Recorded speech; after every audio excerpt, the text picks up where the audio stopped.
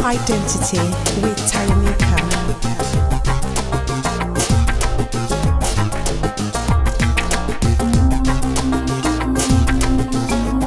Hi and welcome to another episode of Explore Your Identity. Today I'm having a conversation with another amazing guest. Here we have conversations about different perspectives and stories that have shaped who we are. I've got Skelly today. She's a professional boxer and I cannot wait for her to tell us a bit more about who she is and what she's currently up to. Carly, welcome. Hi, you okay? Yeah, before we get started, Thumper, who is she? What is it? So Thumper is my boxing name. And when I started boxing, because I'm little and I'm small, but when I'd get in the ring, I'd like to have a bit of a fight. Yeah. So my boxing coach started calling me Thumper. And funnily enough, my nan, my partner's nan, Phyllis, used to always call me Little Thumper, and her favourite film was Bambi. She's like, oh, you little Thumper, yo. So when I was turning over from amateurs into professional, I just wanted to have a nickname, and unfortunately, my nan passed away before I had my first professional fight. Mm-hmm. So it was a way of keeping her alive on my journey of boxing. So I had Thumper put onto my shorts, and the name just stuck. Oh, that's interesting. Yeah, it is, definitely. So, the Carly that I met and that I know is a professional boxer, right? But I'm really interested in knowing about a bit more about your origin story. And is there anything in particular, like when you look back, is there anything in your childhood or growing up that you can kind of pinpoint to, that you can look at and think that's kind of shaped who I am today? How did we end up with Carly, an amazing boxer? Yeah, I think for me, growing up, boxing was not I was around or seen really. So it was never a thought to think one day I'll become a boxer. But I think in Liverpool, we kind of have this maybe concept that we all say is that, yeah, I just had a normal life. Yes. And I think when we get a little bit older and we actually see a definition as normal being a little bit different, I suppose there is no definition of normal. But I used to think, yeah, I had a normal life. I grew up with my mum and dad and I had my brothers and sisters around me. And yeah, we had a nice life. Mm-hmm. And it's only more so over the past few years when I've looked back at it, and maybe I've had more struggles as I've gotten older in life. That like when I look we all back, do. yeah, I look back and see the adversities that I have overcome, which have definitely obviously built the character that I have been and am today. Mm-hmm. And I remember going back to probably the age of being about 6 and 7, and my mum actually lost their brother. He was murdered. So my mum's brother and wife and one of their friends were murdered, and the whole story was quite, a really horrific incident. The house was set on fire and the kids were all there, and yeah, it was quite intense. And I remember, obviously, when we were all little, our mm-hmm. parents tried to protect us. Mm-hmm. So my mum didn't go into the detail of it as such, but I remember sitting watching the telly, and I was sitting there, maybe 7, and I see my mum on the telly. I was like, oh, there's my mum and dad. And it only when I really looked at what it was, is that it was my mum and dad coming out of court and loads of my family on the telly, and they were coming out of court and they were in a murder case. And I think from that point then, there was a lot of change that happened in my family. Mm-hmm. And my mum's mental health changed, and she had a lot of struggles from that point, which obviously affected the full family. And she did her best. She was an absolutely amazing mum, and, we all did our best growing up. But yeah, it definitely led me to be quite a strong person. I felt at that point maybe I had to be the defender and the protector of the family. Take me to like your family structure. Were you like the oldest or the youngest, or what was it like? Yeah, so I was in my household, I was the oldest. So there was me, I had a younger brother and a younger sister. I had 2 older sisters. They were from my dad's previous marriage, so we didn't have the same mum. So in my family unit in the house, I was the oldest. And what role did you play? I was Being the definitely- oldest. Yeah, definitely the protector. Yes. My dad had to work, and he was at work a lot, and then he was obviously supporting my mum when she'd have her struggles, and it was probably kept quiet. We might have been aware of what was going on with their own mental health. And what was your understanding of it at that age? I think sometimes we try to protect our children so much that we maybe don't tell them as much as we think they need to know. And I think with that comes a little bit of worry. And it probably built my own curiosity as to why things were the way they were. And maybe, you know, I was hearing things from cousins, aunties, and, you know, I had a little bit of a jigsaw and I put the pieces together. And I think I took the role on as that, you know, well, I'll be the one to kind of lead the way in every way that I could. And with that, it led to me to be really strong-willed, but it probably led me to be a little bit controlling as well as that. Not in a toxic way of being controlling, but just trying to keep myself safe, trying to keep my family safe, and probably closed off a little bit to maybe letting people inside as well. That's what I was just thinking. Like at that age, I can imagine sometimes when you have things going on at home that you don't completely understand, it's not always easy to open up, I think. No, and I think something I've learned, and I try and be so open with my own children, we learn to keep secrets. Because if our families are trying to keep secrets only in order to keep us safe, it kind of allows us to then say, well, it's okay to maybe not share how we're feeling. And that's something I definitely didn't do for a very long period of time, is if I ever felt like I was struggling, I would never let anyone know. I wouldn't want to burden anyone. And I felt like I had to be the strong character. And I suppose it's a belief system that it's okay to keep a secret. Yeah. But, well, I'm glad that you kind of recognize it and you're leading as a mom differently. Yeah. Because I feel like every generation has got their own way of kind of dealing with things, isn't it? And it's only when you're older you think, okay, you like with me, I'll understand why certain things happen the way they did, but that doesn't necessarily mean that I want to raise my children the same way. Yeah. Yeah. Wow. Yeah, definitely. I think when you can kind of look through the eyes of compassion to understand people have done what they've done for the best. But Yeah. I suppose our parents, when we look at it, we're more like the era of like their parents who have, you know, gone through war, being evacuated. Yeah. They've obviously made changes, and then again we keep making them changes in the aim to make a better way and a better future for our own future generations, really. Yeah. So, at what age would you have got onto the boxing path?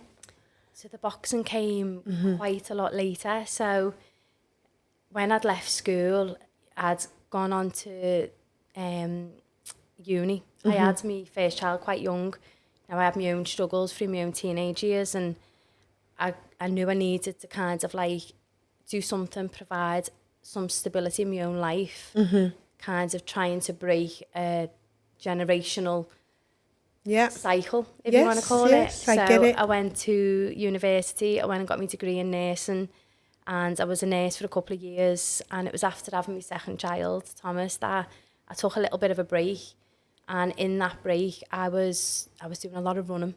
I was maybe running from some of my own problems. I was maybe not wanting to address some stuff that I had going on inside, but I did a lot of half marathons for charity. I did the full marathon, and I ended up picking up an injury, but I came to a point where I needed that end goal. I needed something to work towards. So Well, it was definitely good for your mental health. Yeah. It helped me. It definitely supported me at the time. It stopped me addressing things at the same time, but it got me through those years, and I learned a lot about myself. But when I picked up the injury, I wanted to do something, so I actually just started off with boxing as a charity fight. And yeah, never in a million years did I see it going the way it did, but within a couple of years it just spiraled into, you know, a great journey. But from the white collar fight, loved it. My partner Paul was a boxer years ago. He took me to his gym, and I boxed as an amateur, and that again, it was just so many fights, boxing in really big competitions and doing really well really quickly. But I came to a point where I was a little bit older, and I got into it at 29, and a lot of these young boxers coming through, had more time on their hands, if you want to say. And Yeah. I wasn't as young, and I thought, where am I going with this? So after the conversation with my coach and my family, I made the decision to turn professional. And again, I think that was over the 4 years, Yeah. with the mindset from the life that I've lived, I've learned to never give up. Keep knocking on the door and someone will answer, especially when you bang loud enough. Yes. And And sometimes if no one lets you in, just push the door and get in. That's what I do. And I think that was definitely needed in the world of professional boxing, because that came with many, many challenges itself. I'm having to sell, not just box and turn up on the night, but I'm having to diet, I'm having to sell tickets, and I'm having to deal with some of the problems that are in boxing. And what are some of the problems? As a female, especially? So that in itself isn't an easy ride, being a female in boxing. Women's boxing over the past few years has been absolutely incredible. And we're seeing a massive turnover in how we're getting opportunities. But behind the scenes, what women are paid compared to men is massive difference. So there are definitely inequalities that we're still seeing. And yeah, that's something that I know a lot of women are, pushing for and fighting for to kind of balance out. And we're still a long way, but we're definitely closer. And do you think, why is that? Like, I would think if you're a professional boxer, there's kind of a standard in terms of pay, regardless of gender. I think the argument for maybe men involved in the sport would say men do more rounds, and men, they do 12 rounds if they're fighting for titles, whereas women will only do 10, and we're fighting 2-minute rounds, men fight 3-minute rounds, and the audience of who's actually going to be watching the boxing is more men are tuning in for men. So that can be like the argument side of things, but is it more like a female audience for female boxers, or? So, no, I think it's mixed. With boxing, men and women are on the same bills, the same shows, a lot of the time. And I know a lot of boxing fans out there will agree that women's fights are sometimes the best fights on the whole bill. Yeah. We're seeing some of these, young athletes who are getting opportunities on really big stages, maybe before they're ready. Yeah. Maybe because of, who they know. There's so many politics in boxing. Wow. And yeah, you'd have to really fight loud and hard to be seen and to get that opportunity. I remember I was really, really lucky for my first title fight. I boxed for the Commonwealth title. And that was a televised fight on Sky Box Office. And I was not getting a lot of money fighting for a title fight for 10 rounds, being on the bill on Sky Box Office. And there were men on the same bill who were fighting for smaller rounds because it weren't a title fight, getting, significantly I can imagine, because we hear about it in the news and everywhere when they have some of these major fights. Yeah, and it just leaves that little bit of sour taste. And I think that has been the hardest part of boxing. I absolutely loved boxing, especially in the amateurs. And the more around the political side of it, there was a lot of love lost along the way because... That's such a shame. Yeah.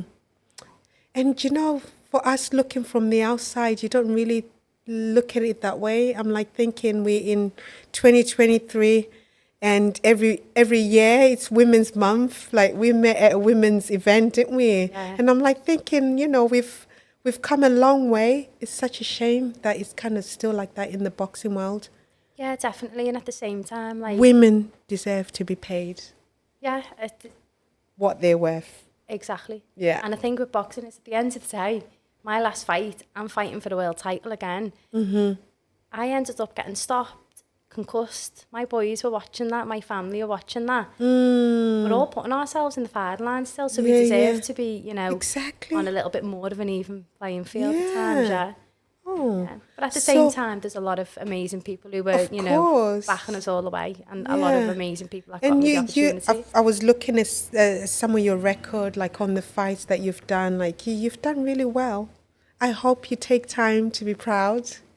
Yeah, yeah. I think after my last fight, I was probably really hard on myself for a very long time. And then I watch fights now, and I'm like, wow, there's some of the best of, they've been beat, they've been stopped, and and they still carry on. Yeah. So what's your current path at the moment? Because I know you said earlier on the first thing you did was nursing when you left school, and then boxing found you along the way. So what you're currently working on?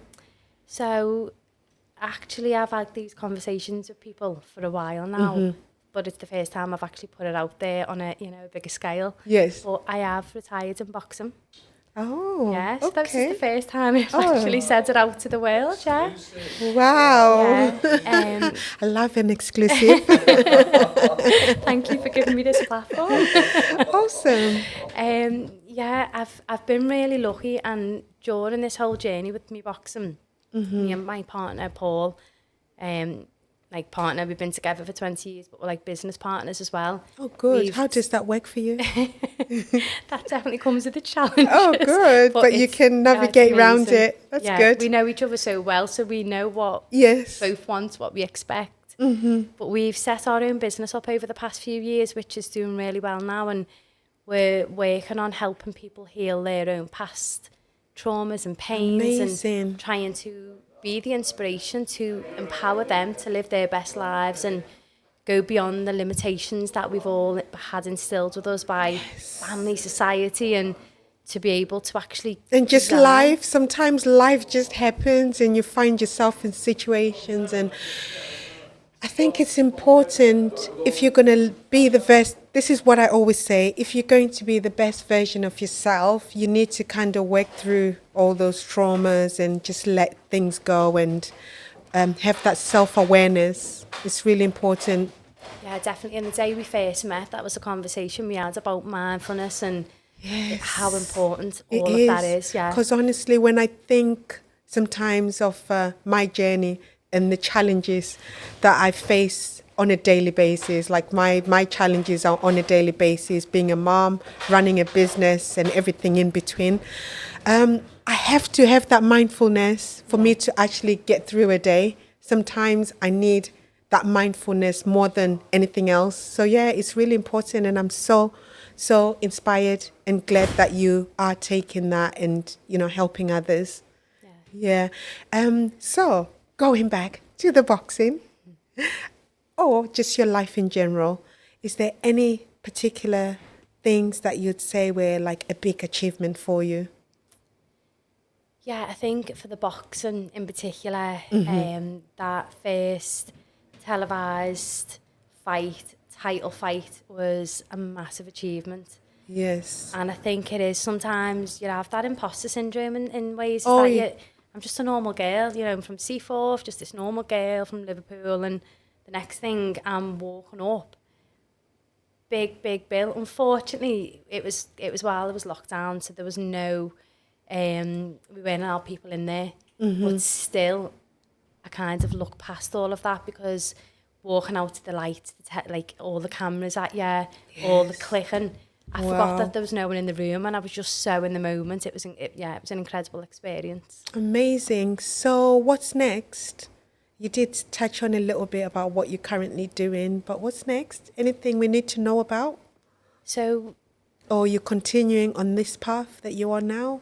Yeah, I think I've come to say goodbye to the nursing days, and I've come to say goodbye to the boxing days. But as a fighter, I'm really keen to get me boxing badges and help out and coach both of my boys are boxers, but my youngest is really into the boxing, so I'm hoping to explore the coaching side of it now. Boxing mum, are you? Is there boxing mums? I'm a dance mum, so my two are dancers. One's football, one's boxing, so luckily enough for me, I like sport. Oh, good. So that helps. Yeah. I think you'll be a good mentor for them. Yeah, I think life experience is always helpful. I think when you can resonate, when you've been there, it lands better with people, so they can, they can know you've been in the ring and understand them. Yeah. So. And where can people find you if they're looking for you online? Where can they connect with you and what you're doing? Yeah, so we've had our business has gone really well, and we're expanding. So we've got the website now, which is www.packedmentality.com. And that just explores all the different kinds of offerings that we do with our new business now, which is human development and mental Amazing. wellness. Yes. And we have my Instagram page is Women's Pact Mentality. And it's mentality, not mentality. Yes, And the reason I why is noticed that. Yeah. Paul started it, so I joined in. So it was Pact Mentality. And then when I joined, like, how are we going to work this? It was Women's Pact Mentality. So Oh, it if works. anybody wonders, Yes. that's the reason and why. Thank you for explaining that. Yeah, I do have me Carly Thumper Skelly page, which is my boxing page, and I probably don't use that as much because that was always a platform to help, advertise me fights coming up and helping me Yes. sell tickets. So, yeah, that's been a little bit quieter now, but, if anyone wants to explore some of that boxing side of me, then there's plenty on there as well. Awesome. So now we get into the part where I get to have a bit of fun with fashion related stuff. My first question for you, Carly. Is there anything unusual or something that you that I wouldn't expect to find in your handbag that you walk around with or on you most of the time? So, I don't know whether it's because I've always been a bit of a tomboy in a box. I don't have a handbag. Oh, I good. don't carry one because I lose them. All right. Whether that's maybe, So where do you put your stuff, in pockets or? Yeah, so my phone has got kind of like a little string, so that's there, and then everything, like cards are in like... I've got one of those covers that the kids laugh at me for because it's a close-up cover. It's not like the most fashionable cover. Oh, and then you fit all your other bits in there.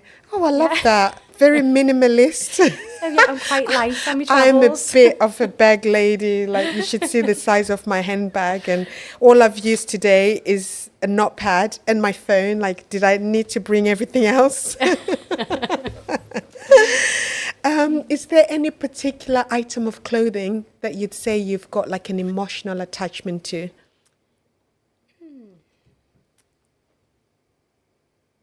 I don't think I can think of an emotional attachment. I had one which I had to put in the bin because after lockdown, like I used to get up every day because I did my homeschooling, right, during lockdown. So I'd get up and get ready. I went through the whole process of having my shower, doing my morning routine, which I spoke a little bit about, I think, when we had the other event. So yeah, I went through the whole thing. I'd do my morning routine, have my shower, get ready, but I didn't bother putting makeup on and probably didn't do much of my hair. I'll probably wear a hat or a scarf or something on my head. But I went through all that. But I'd find that I'd get dressed and then put my gown on top, this pink one that I had for years. In the end, I just had to put it in the bin. So that was a bit of an emotional attachment because now that I got rid of that one and I bought a new one, I don't feel as emotionally attached to it as I was with the other one. But it was kind of like, when you've washed it too many times and kind of put it in a dark wash and it's pink and it's got a bit purple and all that.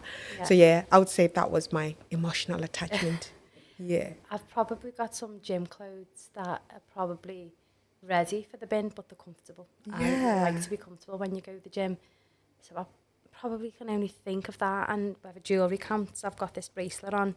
What is it? Is it like gemstones? Yeah, but it's the little thing on it. It says believe in yourself. Oh, I like that. So a couple of years ago, we said on Christmas Eve, we were all going to give each other a gift in our house. Mm-hmm. So we'd all pick like a name out of a hat.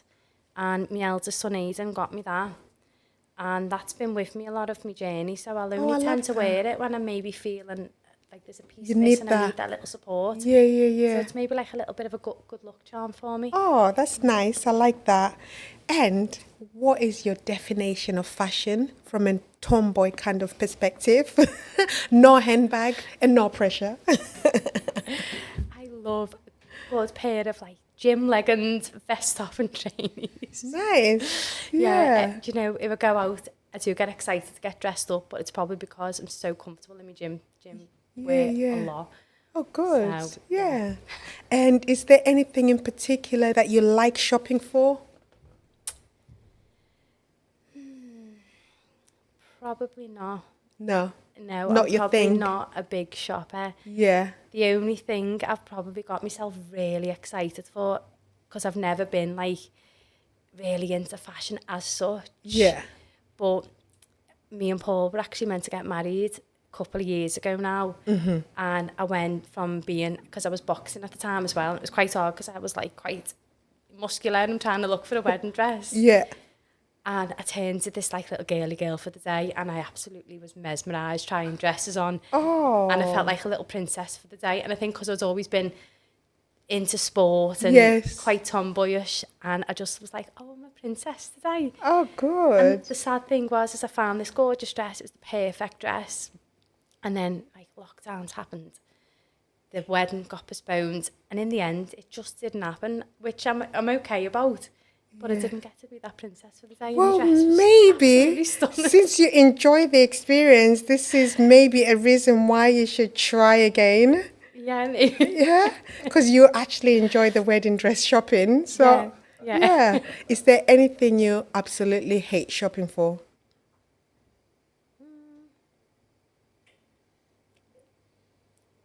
Probably just most things. I don't think. Oh, like, yes. I Yeah, think I'm that is probably more- true. Yeah, I think I prefer to just online shop, Yeah. but then I do it, and then I don't really like the way it fits on me. Do you like So- return stuff or you just keep them?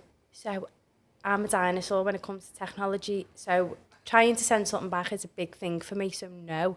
And I actually made my first returns to Amazon last week. Oh, good. And Well it all done. went well, and I was like, wow, look at me. Well, I will order a whole wardrobe here. If it doesn't fit, it's all going back. I'll go through the whole process of unboxing and boxing it back, taking it to wherever I need to take it. But yeah. So last but not least, have you got a fashion question for me? Fashion related? What would you like to know? What would you like me to answer? So who maybe is your inspiration, or where did your passion for fashion come from? So, when I look back, there's different inspirations, right? But my very first memory of anything to do with sewing and fashion would be my grandmother. So I remember being about 5 years old.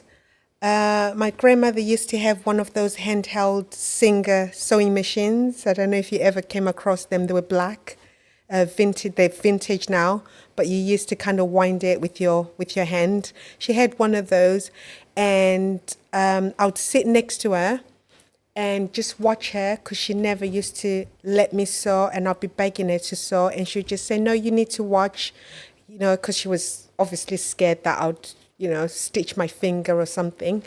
So I used to just sit there and watch her while she's sewing, never let me do any sewing. I probably did a bit of hand sewing, like learn to sew stuff by hand. So that is probably my first inspiration. But I also say my mom was a big inspiration for me when it came to fashion, because she just genuinely loved to look good. And she still is very stylish now, but my mom was very much about following the rules, like if you've got a big chunky necklace, you go for little earrings. If you've got big earrings, non-necklace and all that stuff. So she does realize that I don't follow the rules. I break the rules and I make the rules. So she's always like, how do you do that? How do you manage to wear like a big necklace, big earrings, lots of bracelets, and still get away with it? So yeah. So I would say, my grandmother and my mother were my first inspirations. Oh, that's lovely. Yeah, but I mean, like, I've got loads, like, along the journey. So many things have inspired me, but those have been my first memories of fashion. And then my mom did actually buy me a sewing machine when I was that age, because my grandmother never allowed me to sew. And I obviously was begging my mom for a sewing machine. And she bought me one of those Tommy Sew Reel. I don't know if they're still there. I'll have to check Argos. But they used to be called Tommy Sew Reel, and they sold them in Argos. I think they're everywhere now. But at the time, I think Tommy Sew Reel was the main brand. So I had one of them, but I don't actually remember making anything. I do remember spending more time trying to figure out the threading, because with the sewing machines, once you get the threading wrong, it doesn't actually stitch. So I do remember a lot of the time trying to figure out how to do the threading, but it all did help me to be who I am today. So yeah, we've come to the end of this episode. I am going to share all your links and stuff so people can follow what you're doing. And don't forget to like, to subscribe and share this episode. And I'm sure you inspire somebody. I am Taya Yus, and I am the host of Explore Your Identity. Thank you for watching and listening, and be sure to tune in or listen to the next episode, and together we can take on the world. Thank you. Thank you.